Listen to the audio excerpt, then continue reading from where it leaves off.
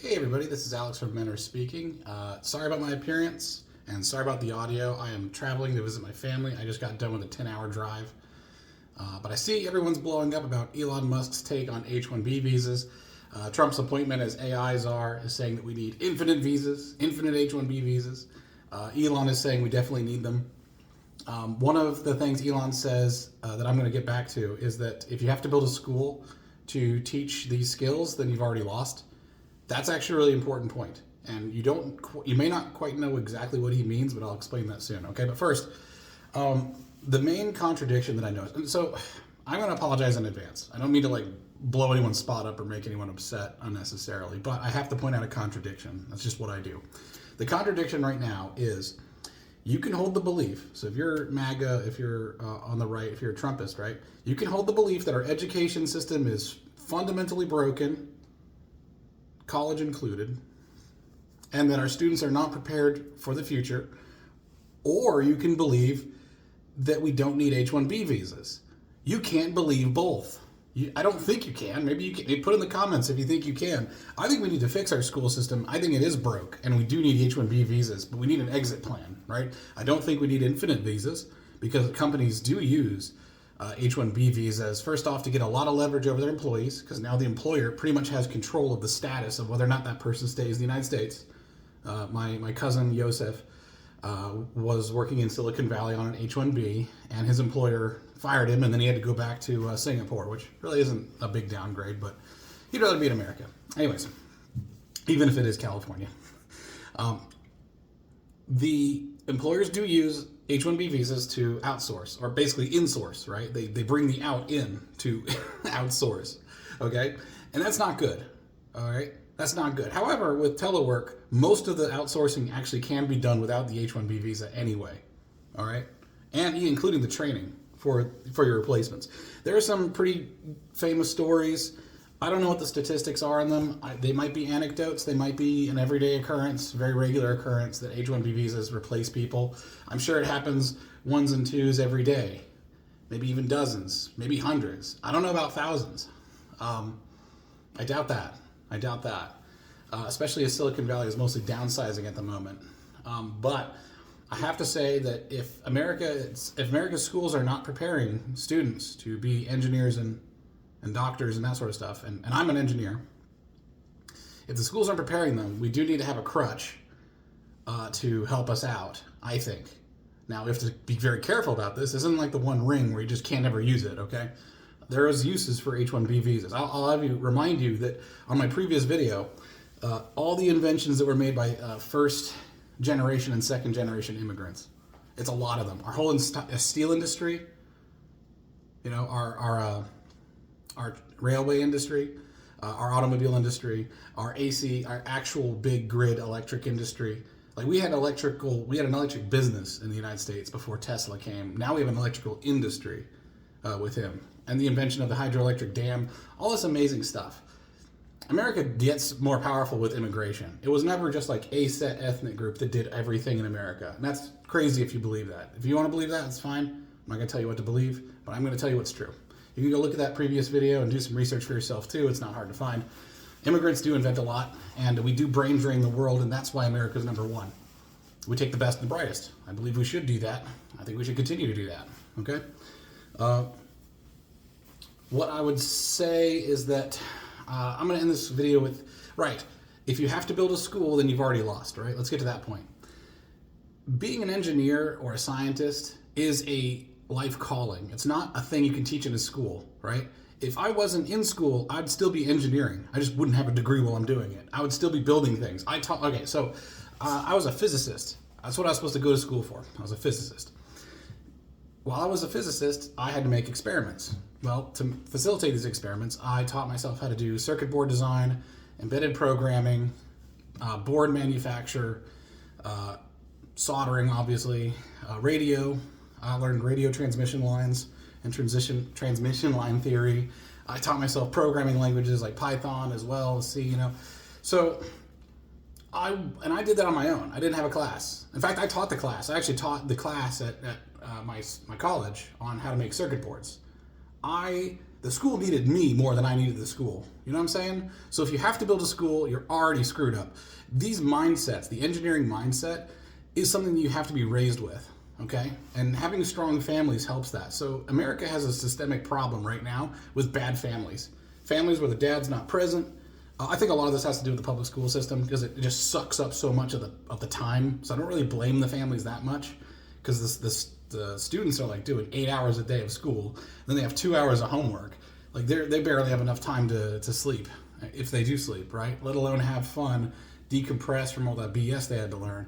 And now they want to learn how to like replace a transmission with their dad. They're not gonna have energy for that. They're gonna feel annoyed if dad asks, right? Even though it's a way more important skill than anything they learn in school, other than reading, writing, arithmetic, and counting change. But engineering is a mindset. You have to be like this absolute tinkerer. If you have to go to school to be an engineer, then you shouldn't be an engineer. And if you say, "Oh, I'm fully qualified to be an engineer. I have a degree," get out of my face. Get out of my face. When I was doing hiring for engineering jobs, when I was doing interviews, I was so annoyed at people who just went to class and that's all they did. And the rest of the time they looked at their phone. The rest of the time they played video. Sorry, I'm don't mean to like come down on you guys, but wake up call. If you're playing a lot of video games in college and you hadn't done any projects, you're not going to get, I don't think you should be an engineer. I don't think you should be hired. I think your priorities were wrong. I think you wasted your years. Maybe you should try again, okay? Maybe not the degree, but just try to build stuff in your own time, right? Are you actually a builder? Do you think Elon Musk would hire you? If Elon Musk wouldn't hire you, then he probably doesn't think you're going to be a very good engineer. Elon Musk probably would barely hire me. I'd have to work hard to like prove that I belong there, right? You know what I'm saying? And I'm a pretty good self-starter, all right? We do not need we do not need shovelware engineers. We do have to go, in my opinion, we do have to go to foreign countries right now to get people to have the engineering mindset. People have the mindset and also there's the discipline to not look at their phone, to call you guys out, to play video games all day. Like, these people are going to college so they can feed their families, which is what I was doing. I was going to college so I can get a skill so I can take care of my family because we had the housing crisis at that time and things were not looking good. So, real pressure, right? Like, having economic distress actually increases the amount of gender, like the amount of women in STEM, because that's where the money is. So the women will just like, all right, I don't want to do this, but I will do this. The sense of duty is really part of the engineering mindset. It's like you have a duty. Like the engineer is the person who is the first one to be in the lab in the morning and the last one to leave. He's the one who is like the coffee brew master because he's just railing it all day, just boom, coffee all day, working his ass off. I used to do 8-hour shifts at this one atmospheric research lab, and I would go through about 2 weeks worth of data that the other part-time employees would do. All right, this is where I'm going to get kind of mean. I have to be mean, tough love. It's tough love, okay? Americans are kind of lazy. And not just kind of lazy, they're like really fucking lazy. Sorry to curse, but just the amount of entitlement. Like I was doing work in that space physics research lab, and other student employees were claiming that they were helping me out, so they would charge hours for it. But they were just sitting there on their phone. I thought they were just hanging out, keeping company. It's like, no, I'm doing all the work. And maybe other people's experience is different. Maybe I had a really bad experience. However, I was at a school that had thousands of engineers, and there was like a dozen of us that really, I think, belonged there. Bill Peters, Matt Ellengold, Dustin Kohler, Paul Dovey, all the guys on the race car team. Those guys were all rad. And by the way, all those guys work at like SpaceX and Tesla now. Okay? Fucking hell. Like dude, it's tough love. But the work ethic of most Americans is really bad. You know that really autistic kid who like taught himself Greek? Or something like at your high school, really autistic kid. He probably had a big backpack and would run down the hallway with the Naruto arms behind him. Okay, he like taught himself Greek or something. He learned the whole periodic table. That was me. I didn't teach myself Greek. I just memorized half the periodic table. I was getting made fun of a lot for being. That's what the problem is. Americans are.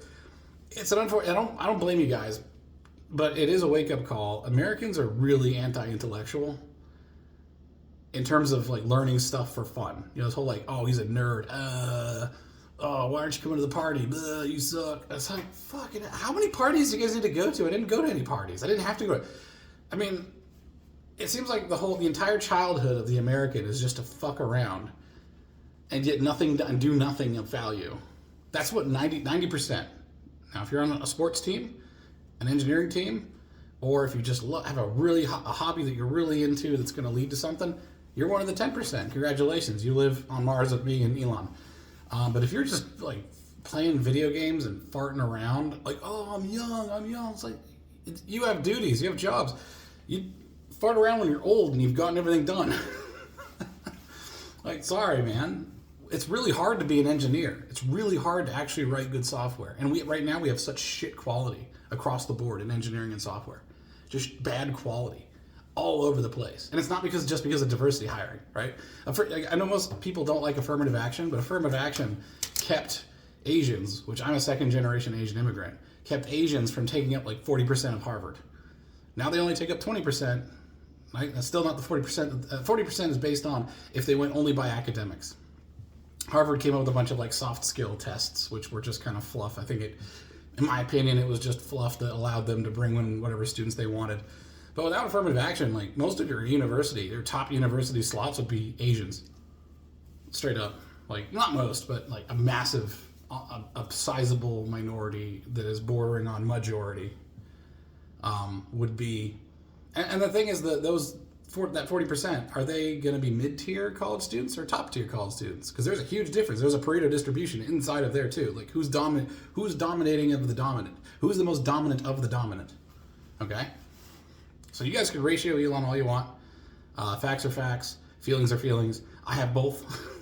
I have a feeling that Americans just, like, when I was young, it was just way too much mall time. It was way too much listening to Linkin Park, watching MTV. Somebody said, like, oh, you watch Tom Green? I thought it was like Red Green. I mean, the Canadian public access show. It's a good show. I like Red Green. He was like, no, Tom Green. I didn't know who Tom Green was it was like early 2000s. I had no idea. Why the hell am I watching MTV? You know, why would I watch music? It's a bunch of garbage, reality show garbage. It just seems like, the wake-up call for most Americans is that you guys waste so much of your childhood and a lot of your adulthood, and then you wonder why you're behind the other people, the other groups from outside the United States that aren't wasting all that time. Okay? Like, sorry, I hate to do that. I'm not happy about it, but I want it to improve. I want Americans to be like late 1890s stuff, where Americans were building airplanes, when Americans were building stuff all over the world, doing things, being first. That's been a long time since we've been doing that, okay? And without, immigrants and everything, we're not self-sufficient intellectually yet. All right, peace. Thank you guys for understanding. Like, comment, subscribe, all that good stuff.